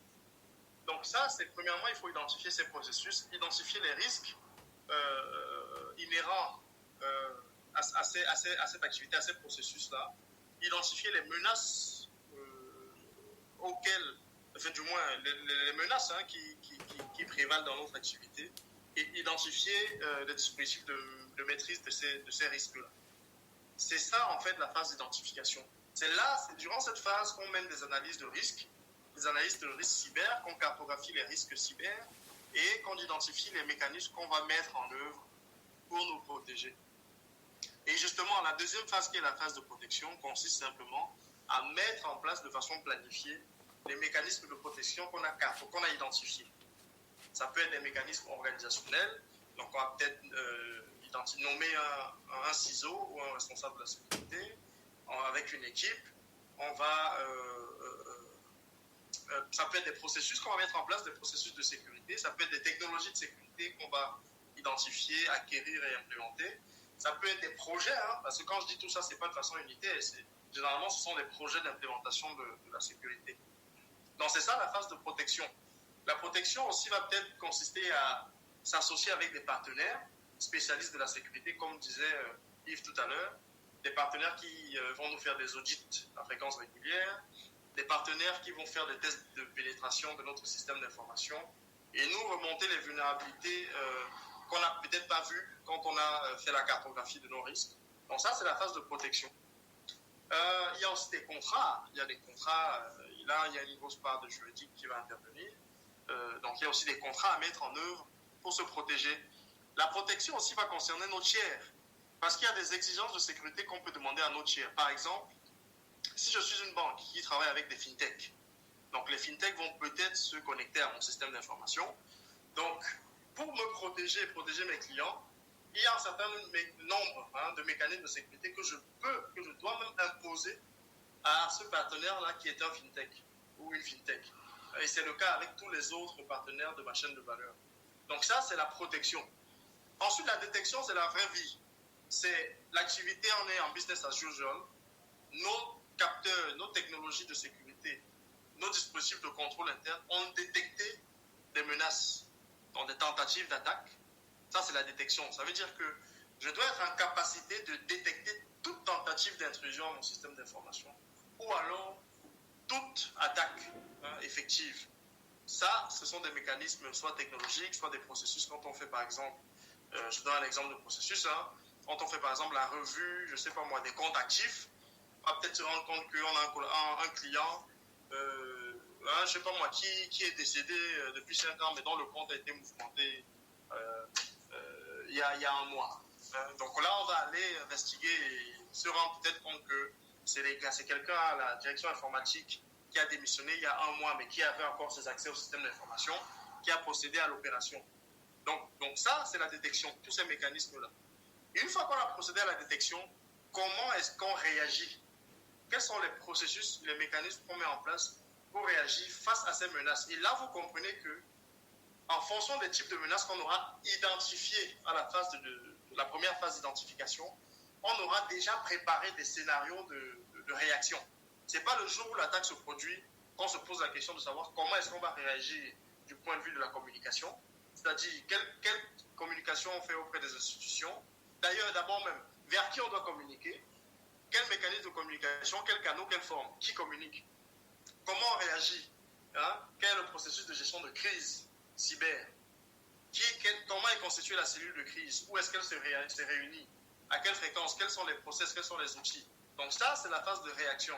Et une fois qu'on a géré les crises cyber, il faut restaurer les systèmes. C'est-à-dire que si on a fait face à une cyberattaque qui a par exemple violé des systèmes, supprimé des données ou chiffré des données, ben voilà, quels sont les mécanismes de restauration pour revenir à l'état avant l'attaque. Et donc ensuite, au-delà de tout ça, qu'est-ce qu'on fait pour améliorer cet ensemble-là, donc le post-mortem. Donc effectivement, voilà les 5 étapes, hein, plus une, qui a lieu de suivre pour avoir un cadre de gestion de la sécurité des systèmes d'information optimal. Et vous comprenez donc que ce n'est pas une personne, parce qu'on a un DSI qui va nous protéger, ce n'est pas son rôle. Le DSI met en œuvre les politiques imposées par le CISO.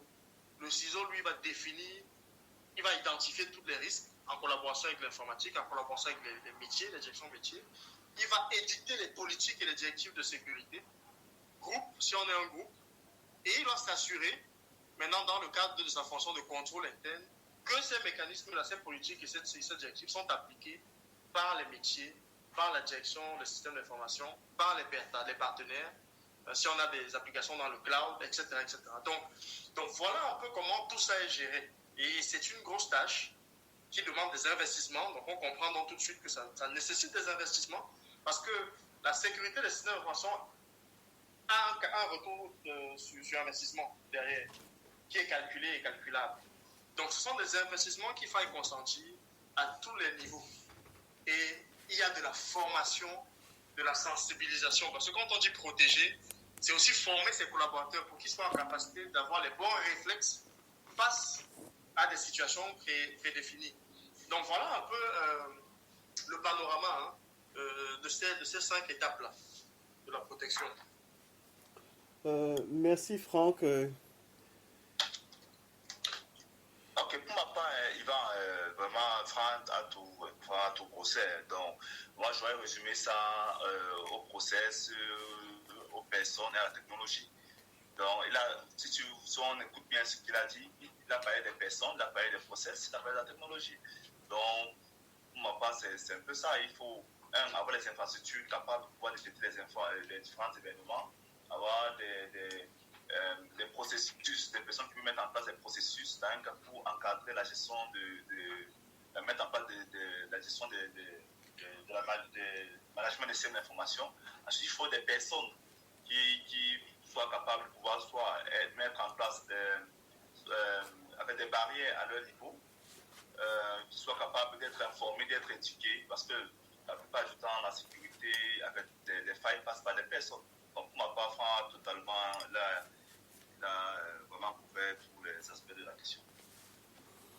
Merci et nous poursuivons avec la préoccupation suivante, ransomware, phishing.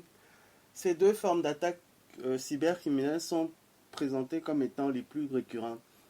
Quel est votre point de vue à ce sujet?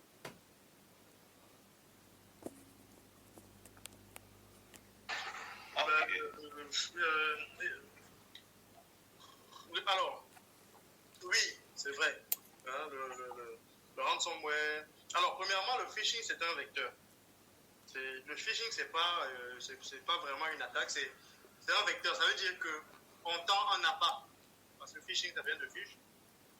Donc, on tend un appât à un individu, il mord à l'appât et on entre. Donc, généralement, ça se passe comment? C'est par exemple un SMS qu'on envoie ou un email dans lequel il y a un lien. Et le mail est tellement bien fait ou le message est tellement bien fait que la personne clique ou la victime potentielle clique sur le lien. Et en cliquant sur ce lien donc, qui est là-bas, le lien exécute une tâche qui est paramétrée derrière. Donc, et c'est en cliquant sur le lien, par exemple, que le lien peut chiffrer tous les disques ou les dossiers partagés qui sont sur le poste de travail du collaborateur qui a cliqué sur le lien. Et donc, ça, c'est le chiffrement des dossiers. Et une fois qu'il a chiffré, il y a un message qui apparaît qui dit, si vous voulez que je déchiffre vos données, il faudra payer tel nombre de bitcoins ou m'envoyer un transfert Orange Money à tel numéro au plus tard à 18h. Et généralement, ce type d'attaque, une fois qu'il envoie un mail peut-être à, je sais pas moi, 20 collaborateurs de la société, si 10 d'entre eux ont cliqué, donc 10 auront leur disque chiffré. Donc ils ne pourront plus accéder à leurs données. Et donc ça fera 10 fois le nombre de rançons à payer. Mais généralement, ce que les gars essaient de faire aujourd'hui, c'est d'aller directement aller taper dans les bases de données des applications. Donc ça veut dire que si j'ai réussi à envoyer un mail à un collaborateur, il a cliqué dessus. Si le système d'information n'est pas suffisamment sécurisé, le lien là que j'ai envoyé, en cliquant dessus, je peux relayer mon virus, on va dire ça comme ça, dans le système, dans le réseau de l'entreprise et aller chercher les serveurs qui sont accessibles, qui ne sont pas suffisamment protégés. Et une fois que j'ai accès à ces serveurs de données là, ça peut être des données de clientèle, ça peut être n'importe quoi, les données de contrat, ça peut être n'importe quoi. Je chiffre ces données et donc j'envoie un message soit au directeur informatique, soit au DAF, peu importe, qui dit j'ai chiffré votre serveur de clientèle, vous n'aurez plus accès à ce serveur. Si vous voulez retrouver l'accès à ce serveur, payez tel montant via tel canal. C'est exactement ce qui s'est passé à la BGFI. Et donc ça, c'est vraiment l'attaque la plus répandue, puisque ça ne coûte pas très cher en fait. Et ça peut passer par n'importe quel collaborateur. C'est-à-dire qu'on peut envoyer un mail à un collaborateur en agence, comme à un collaborateur au siège, comme à une fonction support, comme à une information. C'est généralement via un mail ou un SMS, ou généralement en Afrique maintenant via des groupes WhatsApp. Ok, merci. Donc, le vecteur donc, qui est le phishing, derrière la vraie attaque s'opère et qui peut être un rançongiciel, un ransomware. Merci Franck, on passe la parole à Yves.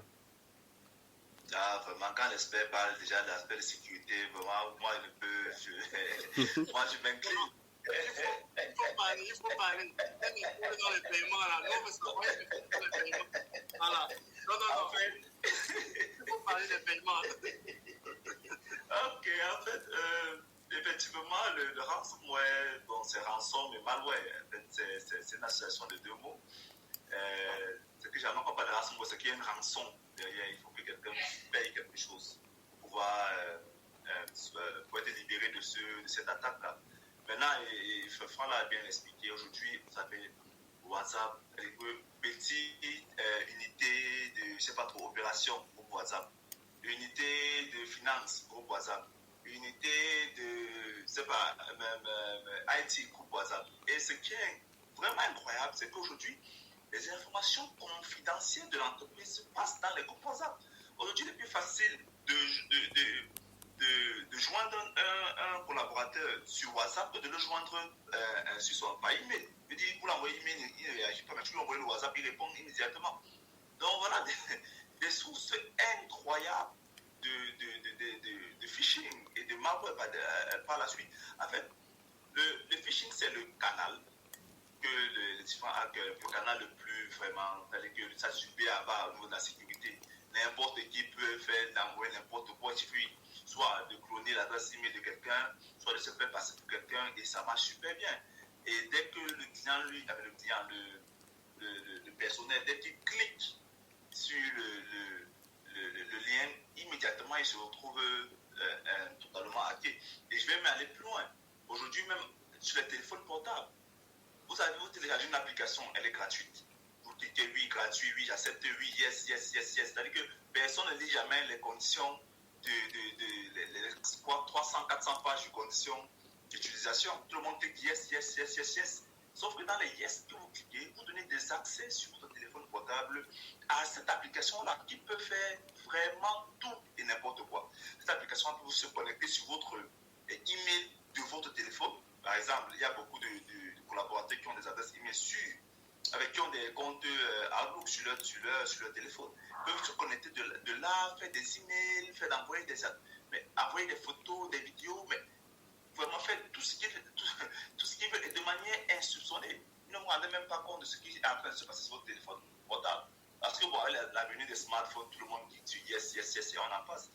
Donc, pour ma part, les deux notions sont liées parce que le rançon, on demande des sous parce qu'on a piraté votre système. Donc, on voudrait que vous puissiez payer pour pouvoir débloquer les accès à ce à quoi on a piraté. Maintenant, le phishing, c'est un canal lié, un canal par lequel on peut passer pour faire cela. Bon, il y a d'autres canaux. Le hack peut être un hack interne qui se connecte directement sur une plateforme et fait sa besogne, mais maintenant, le phishing, c'est la plupart du temps par email, pouvoir se cacher. Le phishing, c'est comme le poisson, un hameçonnage, de pouvoir mettre sur la maison le ver de terre pour pouvoir tirer le poisson. Et lorsque le poisson croit que c'est le ver de terre qui bouge là, et pourtant il y a un hameçon à l'intérieur du ver de terre, le poisson, allez, il mord le ver de terre, il se trouve capturé par le pêcheur, et qui va se faire un bon poisson brisé par la suite. Donc, pour ma part, ce serait très important, surtout sur le phishing, de communiquer énormément dessus pour éviter que les clients ne soient hackés. Moi, c'est la première plus grande faute. Donc, il y a beaucoup de recherches et d'articles qui parlent dessus, que c'est l'un des canaux vraiment le plus utilisé pour les cyberattaques. Merci. Merci à tous les deux. Et nous poursuivons avec une autre question. D'après vous, quelles sont les mesures à prendre pour prévenir la survenance des actes de cybercriminalité? Bon, vous avez déjà évoqué quelques éléments de réponse, c'est-à-dire la sensibilisation par les autorités de régulation, mais également par les dirigeants des banques, par les banquiers. C'est bien ça? Oui, je veux dire, ça revient à ce qu'on s'est dit effectivement précédemment. Yves l'a dit, il faut un renforcement des exigences au niveau réglementaire, au niveau institutionnel. On ne peut plus continuer de fonctionner comme ça sous le prétexte de la peur de la perte de sa clientèle. Je pense qu'il faut changer de paradigme et se mettre dans un modèle selon lequel on veut protéger l'écosystème. Voilà, ça c'est le premier élément. Et ensuite, déployer un cadre de gestion de risques IT et cyber qui respecte le cycle NIST, le cycle en 5 étapes qu'on a vu tout à l'heure. Identifier, protéger, détecter, réagir et restaurer. Voilà. Donc, en sachant bien que la cybersécurité, ce n'est pas une question de technologie, c'est un cadre.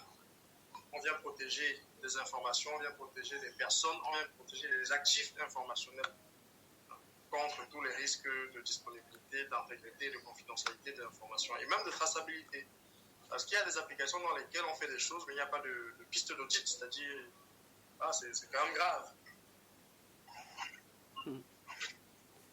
Ok, merci, c'est noté Franck, et nous passons la parole à Yves. Oui, on en a déjà parlé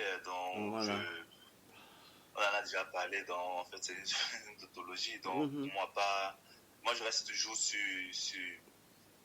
l'éducation, hein. Pour ma part, je reste vraiment sur l'humain.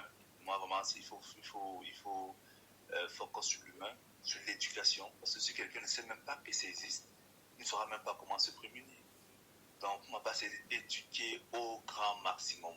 Ça coûte beaucoup d'argent d'éduquer.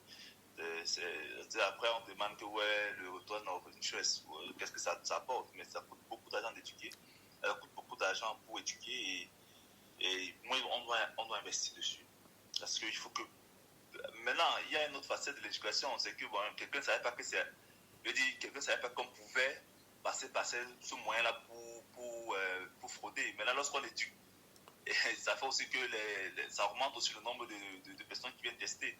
L'éducation, ce n'est pas seulement pour se prémunir. Lorsqu'on éduque aussi ceux qui n'étaient pas au courant qu'ils peuvent jongler à gauche, à droite pour avoir des sous, et aussi commencent aussi à venir s'informer pour trouver comment jongler. Donc, pour ma part, c'est un peu, on parle de virus, antivirus, on parle de médicaments et de maladies, on parle de vaccins et de maladies. Donc, au fur et à mesure, on a de nouvelles maladies qui arrivent, au fur et à mesure, on crée des vaccins pour prévenir ces maladies-là, on crée des médicaments pour résoudre ces maladies-là. Donc, maintenant, lorsque la maladie, on prenait le même médicament pour la même maladie, à un moment donné, la maladie se mute. Ce n'est plus la maladie adaptée au médicament.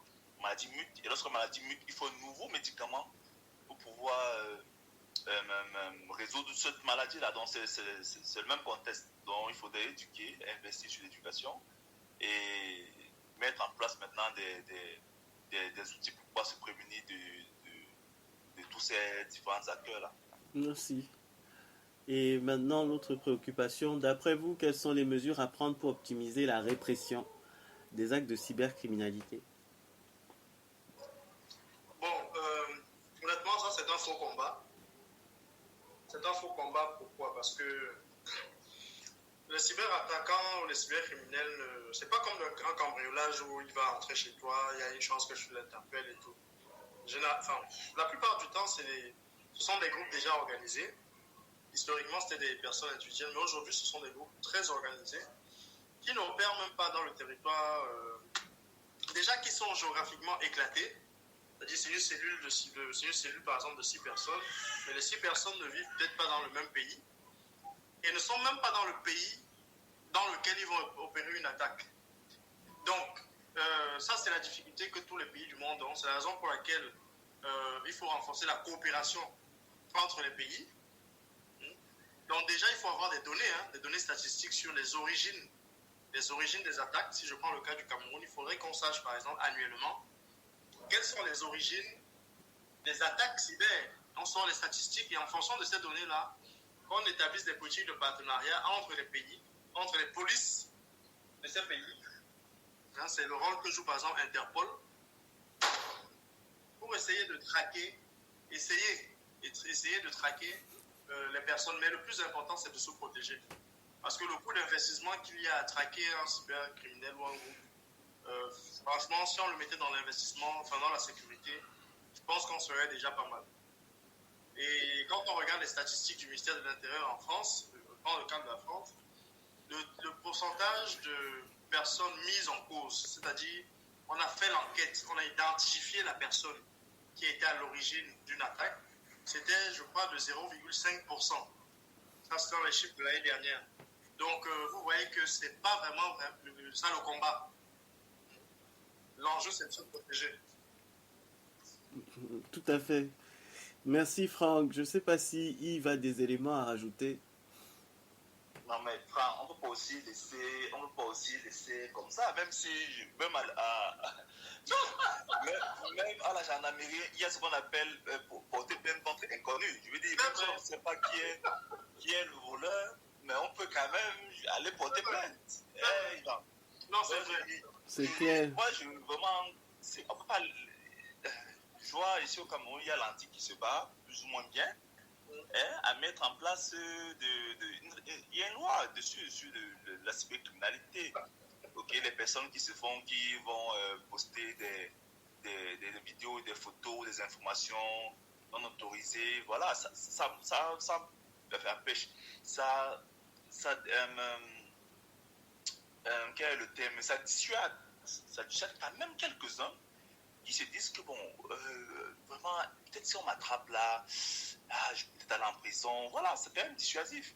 Maintenant, on ne peut pas vivre dans un environnement où on se dit qu'il n'y a aucune règle, même si c'est plainte contre inconnu, même si le pays va devoir aller chez Interpol, dire ok, bon, j'ai fait ci ou ça, on ne sait jamais. Peut-être Interpol peut attraper quelqu'un qui allait pirater, je dis n'importe quoi, au Nigeria, mais en allant l'arrêter, on se rend compte qu'il a aussi fait la même chose au Cameroun. Voilà, et le fait que le Cameroun avait déjà porté plainte sur le gars, ça fait en sorte que c'est plus facile de l'attraper et tout. Donc, pour ma part, il faudrait quand même qu'on mette des lois. Okay, il faut mettre des règles, des règlements qui pour dissuader, vraiment pour dissuader, ça va diminuer légèrement peut-être, mais vraiment, comme je l'ai dit plus dans les discussions précédentes, quand ces gars vont commencer à s'intéresser à nous, vraiment, ça sera délicat. Voilà, ça va être compliqué. Ouais. Donc, il faudrait vraiment, j'insiste encore vraiment, si je dois retenir une chose de cette discussion, c'est l'éducation. Vraiment, vous dites, gars, ça existe, il faut se protéger. Il faut mettre en place des structures, des organismes, des processus, des réglementations, des législations pour protéger le consommateur, protéger les institutions. Et pour que lorsque ces gars arrivent, que nous soyons aussi capables de pouvoir nous défendre. Donc, on va faire de la guerre de cyber. Maintenant, lorsque les informations des entreprises et institutions se trouvent déjà sur WhatsApp. Ouais. Vraiment. Ouais. Ça devient compliqué. Ça dit que ça devient Ouais. c'est compliqué. Il y a même des cas, il faut même au niveau des staff des entreprises. Ouais. Dès que le jour où on se rend compte que tu as fait passer une information sur des réseaux sociaux, on peut te virer, on peut te sanctionner, qu'on puisse. Vraiment, ça va empêcher les gens de faire du n'importe quoi. Je connais une institution qui a dû bloquer l'accès à Facebook de son système. Parce que les gens, c'est sur Messenger Facebook que tu arrives à joindre le staff. Je vous dis, vous faites un mail à un staff, il ne vous répond pas. Vous lui écrivez sur Facebook Messenger, il te répond. Tu le demandes, mais comment tu fais pour ne pas répondre à ton email? Et tu es sur Facebook Messenger, c'est incroyable. Tu lui donnes un document pour imprimer, tu lui envoies le document sur Facebook Messenger, puis il a imprimé sur sa machine. Alors que tu lui as fait le mail avec le même document, il n'a pas regardé le mail.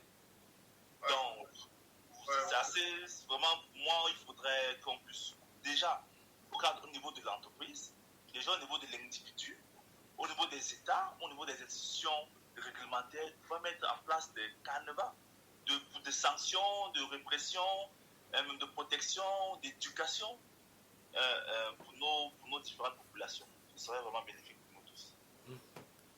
Merci. Totalement d'accord avec ce que dit Yves. Totalement. D'accord. Merci à tous les deux. Mais j'ai une question quand même avant qu'on se sépare. Dernièrement, en janvier, il y a la Campost qui a été victime d'une attaque. Il y a un groupe de cybercriminels là, qui a posté une annonce de recrutement à la Campost. Donc pour ceux qui vont suivre la vidéo qui ne sont pas du Cameroun, c'est la société qui se charge de la gestion en charge de la poste, du service postal au Cameroun. Donc il y a eu une annonce de recrutement de près de 400 agents. Le directeur de la Campost a fait une communication pour dénoncer justement cette campagne de recrutement, en rappelant que c'était une campagne fallacieuse. Mais au mois de mars, il y a des personnes qui ont reçu des emails qui leur indiquaient que leur dossier a été retenu et qu'il fallait qu'ils se rapprochent de l'agence régionale de la Campost, de leur localité, pour procéder à la suite du processus de recrutement. Mais qu'il fallait payer la somme de 25 par mobile money sous un délai de 48 heures. Bon, il y a des personnes qui m'ont sollicité, c'est comme ça que j'ai été au courant de cette affaire. Il y a des personnes qui ont payé cet argent. Et la question que moi j'ai posée, c'était parce que moi je n'avais pas la réponse, elle m'a été posée. Et de savoir, est-ce que quand on a payé, quand on a été victime de ce type d'attaque, et qu'on a payé auprès d'un opérateur, via les services d'un opérateur, quels sont les mécanismes qui sont mis en place pour se faire rembourser? C'est à la base de cet exemple-là que j'ai compris que, il y a un chantier énorme à mener. Énorme. Franck, je te promets que ce chantier est incroyable. Donc, la question que tu as posée, moi je vais te poser une autre question. Rembourser, qui doit rembourser? Peut-être en répondant à la question de savoir qui doit rembourser, peut-être que ça pourra nous aider à répondre à la question. Avancer, c'est vrai. Qui doit rembourser? Puisque personne, je veux dire, le client a fait un transfert de mobile money, oui, mais qui doit rembourser? Aujourd'hui, je vous assure, le mobile money est censé être un moyen vraiment de manière facile de pouvoir transférer d'argent. Peut-être il va nous créer, il va nous mettre en place un nouveau webinaire pour qu'on en parle. Peut-être, j'en sais rien, je vais aller rapidement là-dessus. Aujourd'hui, on est censé pouvoir identifier un individu qui a un compte mobile money. Mais si vous savez le nombre de fraudes qu'il y a sur ces comptes-là, mais c'est incroyable. Je vous assure, il y a des personnes qui ont des comptes marchands, qui s'asseyent, qui font un bulk debit request. En fait, bulk debit request, c'est quoi? C'est lorsque vous allez, par exemple, dans un kiosque, vous voulez recevoir des sous, vous donnez votre numéro de téléphone à la dame qui est dans le kiosque, elle a votre numéro de téléphone, vous recevez un prompt sur votre téléphone pour valider la transaction.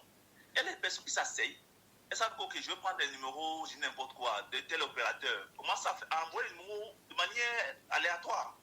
Et plus loin, il y a des personnes qui arrivent à faire cela avec des systèmes d'informatique. De lancer 1000 numéros, vous êtes chez vous à la maison, vous n'avez pas fait, vous n'êtes pas quelque part, vous recevez juste un prompt vous demandant de valider en mettant votre code de PIN. Il y a les gens, les Camerounais qui valident. Hein. Pour eux, ils ne savent même pas ce que c'est. Ils mettent le code PIN à 5 chiffres et c'est fini. Et le gars, il teste d'abord 10 000, après il teste 5 000, après il teste. Il fait des bulk, un débit de poste. Et ce qui est marrant, c'est que lorsque vous mettez votre PIN, vous êtes débité, le gars a reçu les sous, vous allez donc chez le partenaire, le fournisseur de service, vous dites que j'ai envoyé l'argent à ce gars de manière frauduleuse, que j'ai été victime d'une fraude. Le partenaire est incapable de pouvoir retrouver celui à qui appartient ce compte-là. Et je vous assure que c'est tellement incroyable que j'en perds même les mots. Parce que cette personne, ouvrir un compte de ce type-là, c'est juste le KYC est tellement faible. C'est pourquoi les institutions bancaires restent encore les institutions bancaires jusqu'à présent. Parce que moi, avec la banque, le KYC est fort. Mais d'autres souvent se plaignent que mais pourquoi la banque fait un KYC fort alors qu'on doit faciliter l'inclusion financière. Mais l'inclusion financière vient avec des problématiques de sécurité. Le KYC, pour faire ce compte mobile money là, est très faible. Uniquement la CNI. Mais aujourd'hui, je peux avoir 3 numéros de téléphone. Ou même 4, avec des CNI, 4 CNI différents. Et j'ai ces numéros de téléphone avec moi. Je vais retirer les alors que ces comptes ne m'appartiennent pas. Et tous les gens ont des comptes, un moyen de mettre la main sur ces gars. Et vous voyez que l'argent est arrivé, l'argent est parti vers notre compte. Après notre compte, l'argent est parti vers notre compte. Après, l'argent a été retiré quelque part. On ne peut pas porter plainte à la personne. On ne peut. C'est incroyable. Donc, moi, je pense que c'est peut-être, Franck, vous sortez de ce c'est peut-être une aubaine de créer notre séance de discussion pour cette problématique de mobile money là, pour qu'on en parle un peu. Il va en compte sur toi. C'est bien noté, merci. Là, je pense que c'est un sujet vraiment très très important. D'accord. Parce que les victimes, je pense qu'on doit en compter à l'appel. Oui, et chaque jour, hein, moi-même, je suis aidé à victime des gens qui sont derrière. Oui, moi, qui parle, je te promets, j'ai déjà été victime. Que tel t'appelle, non, voilà, si ça, si ça. S'il vous plaît, s'il vous plaît. Du domaine comme moi, qui a été victime de... Imaginez un instant. Avec votre permission, nous sommes parvenus à la fin de notre entretien de ce café juridique sur le thème du digital banking. Merci à tous les deux pour vos contributions concernant les différentes préoccupations qui ont été évoquées. Et c'est bien noté, nous allons reprogrammer avec vous et éventuellement d'autres intervenants une autre session spécifiquement pour nous appesantir sur le mobile money. Super. Merci à toi, Yvan. Merci à Franck. Merci. Vraiment, c'est un plaisir de